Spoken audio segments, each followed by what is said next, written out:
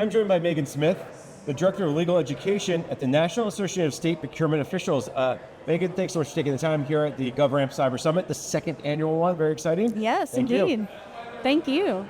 Let me start with the session you were in, talked about embracing the role of cyber risk management through contracts. Yes. And one of the things when you talk cyber risk management is that risk is always increasing. And when you add the contracting piece to it, you have to really get that right, because that's one of the first areas where you're going to address risk. Right. So let's talk, what were some of those highlights from your session at the GovRAMP Cyber Summit? So I regularly educate my attorneys about risk. And we don't talk about risk elimination. We talk about risk management. But my take on it is strategic risk. So let's sit down at a table with all of the people involved, your cybersecurity experts, your CISOs, your CIOs, your chief procurement officers, and your attorneys. Get everybody who has a ball in the game at the table and talk together about how to approach that risk. And the example I use is climbing a mountain. Climbing a mountain seems really scary and risky. But if you plan, if you have a good guide, if you have traced your route, if you have the right equipment, your chances of success go up exponentially. If you stay at home and sit on the couch all the time, maybe you'll get heart disease, and that's not great either. So climbing the mountain is risky, but climbing the mountain is the thing you got to do. As long as you plan for it, it's not going to be risky in the way that we all use that term. So you are a reformed attorney, I should say. Yes, you're recovering attorney. Recovering attorney. Maybe reformed is not the right word in that legal sense, but a recovering attorney. You know that attorneys tend to be very cautious, yes, very risk averse. Yes. And when you talk about people who work in the state and local governments, that adds another layer of aversion to say, well, I don't want to try that. I don't want to get in trouble. How do you work with them to convince them that, hey, certain risks are palatable? Right. Well, something like GovRAMP can give an assurance to your contracting officer that you are in it to win it with them, that you are going to be there beside them when something bad happens, that you are a trusted partner who isn't going to run and ditch when they really need you.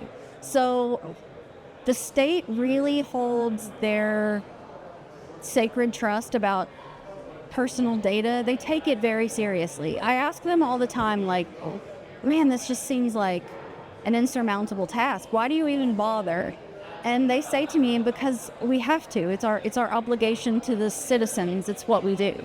And so I think that if you as a supplier can show the state specifically or your client that you're going to be there with them in the hard times and the good times, that you're willing to take the success from the program, but you're also going to be there to help them when it maybe goes a little awry, that will go a long way to making you a trusted partner in the long run. The idea of risk changes, right? It can change at the beginning of the contract and be in the middle, the end. Is there a way to help them understand how that risk changes and how they have to adjust during each phase of that change? Yeah, so contract management, right?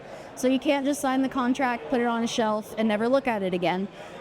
You need to make sure that as the attorney or as the contracting officer, that everyone else involved in the execution of that procurement understands the terms in the contract, specifically the terms under cybersecurity. What does all that stuff mean? When something happens, who are you going to call? There need to be names, specific phone numbers as an answer to that question, not just a general, well, we call the vendor. I don't know what that means. So having an actual executable plan that everyone has sat down and agreed on, that's really going to be what gets you through those rough times. They always say during an emergency, you shouldn't be looking up the phone number of the person you need to call. Exactly. You should know, oh, I'm calling Megan because she's the best person. Exactly. I tell my attorneys, you don't want me as your lawyer to show up with a fire hose and a truck. You want me to show up with a smoke alarm and a fire like a smoke alarm. Yeah. That's what you want. So I want to know when there's smoke, not when there's fire, and come in and help. So I push both our chief procurement officials and our attorneys to work together so that they have commiseration when those things happen. Now, part of your role is to teach classes. We're talking a little bit about how you're managing attorneys. Let's talk about that part of your job and how are you, what do the classes look like? Sure. Who do you bring into this class? Is it attorneys just from states and locals? Do you bring in public sector, private sector? Give me a sense. Great. So NASPO represents the chief procurement officers in all the states. And my job is to support and create a community among the attorneys who support central procurement in the state. Now, that can mean a lot of things. They can be called general counsel. They could be in the finance administration. They could be in the administration department. They could be part of the AG's office, but they support central procurement. So I bring all those people together in a room once a year, and for 3 days we discuss the latest topics on state procurement law, contracting law. We do case law updates. We do workshops, and I have a whole day where I just train brand new attorneys on the basics of procurement law. And one of those sessions is called What Makes a State Contract Successful? Because the transition from the private sector into the public sector, you really have to have a mind shift to we are solving problems and figuring things out. We're not winning anything. And that is sometimes a shift because when you go to law school, you're taught to win. But we just want this contract to work. We don't want there to be any problems. We want it to provide the services and products it's supposed to provide. So we also support the attorneys throughout the year. I do roundtables where I bring supplier attorneys and state attorneys together in one room to sit face to face and talk to each other about these issues, which that makes a huge difference, right? When I see there's another person on the other side, I'm much less likely to say something snarky. I'm much more likely to engage in a conversation, and that's what happens. So I just try to provide those opportunities to bring, NASPO's a convener. Right. And so bringing all those people together that's a major part of my job. So do you find that many of the attorneys in the state and local level are new to contracting? I mean, you got to take, I'm sure, a course when you go through law school. Right. There are some folks who specifically say, I want to be a government contracts lawyer. I see that in Washington, D.C., their programs. Yeah. For instance, the George Washington University has a very specific program.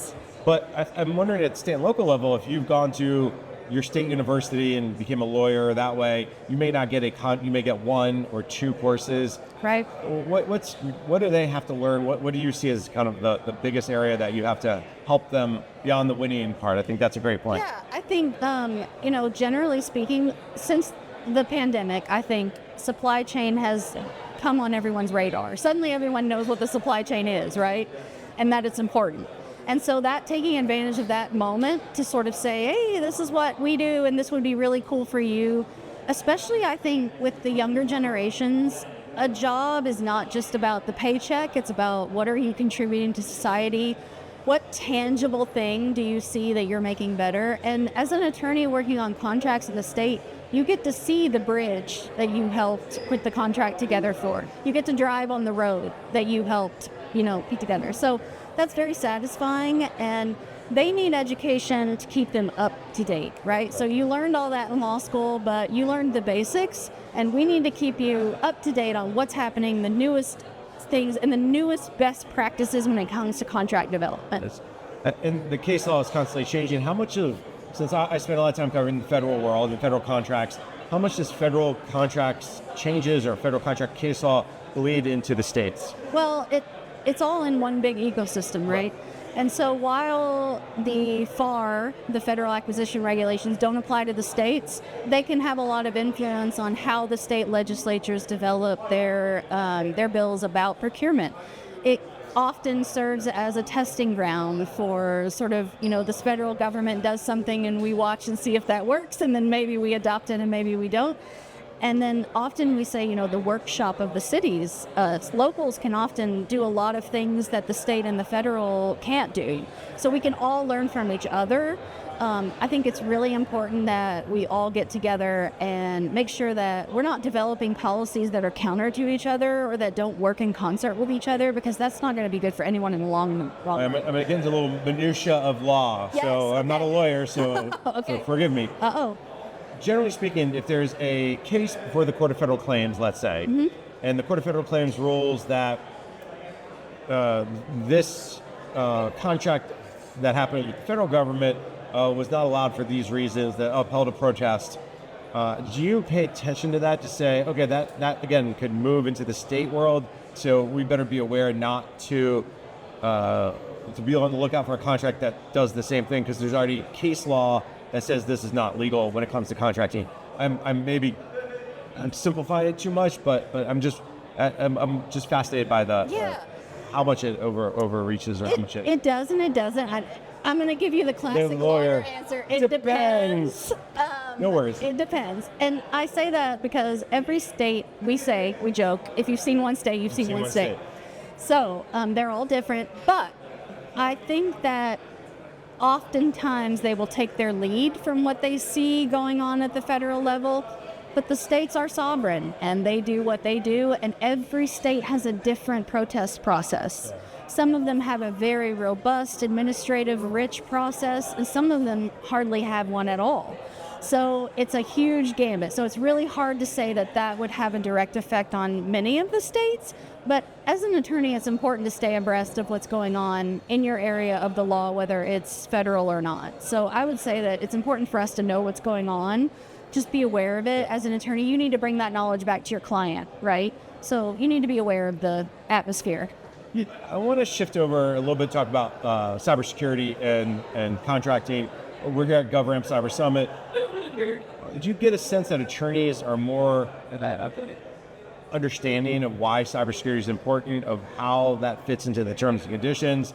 Again, I'll go back to my experience with the federal. There's a whole big push for the Department of Justice around civil cyber fraud cases. Yes. Not necessarily going back to that for the state level, but you get a sense as you talk to attorneys, are they much more aware of why cyber is important today more than ever? I think so. And I think the more that technology outpaces the law, the more we struggle with keeping up with it and making it adapt to. And I mean, your procurement code was maybe written in the 90s, and you're trying to apply it to today. So we are working on revising the ABA's model procurement code. That's a project that NASPO is deeply involved in because we believe that we need to keep up with the times and evolve our thinking into the future. And as those new technologies come along, we're going to need new procurement methods and new ideas around how to contract for that.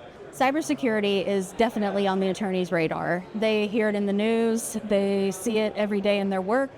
For example, a cybersecurity issue is way more likely to come up for you than a contract cancellation or a termination. You are way more likely to deal with that. So I think it's definitely on their radar and they're paying attention. They want to know more about it. They want to be able to advise their client in a confident way. And so conferences like this are great to just keep yourself informed. You mentioned supply chain. I think you're absolutely right. No one would talk about supply chain until the pandemic. The cyber supply chain is another area.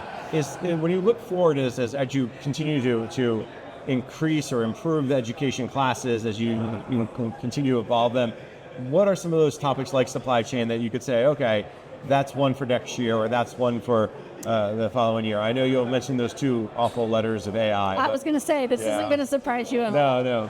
It's AI. And the attorneys are very aware of it. And AI presents so many legal issues.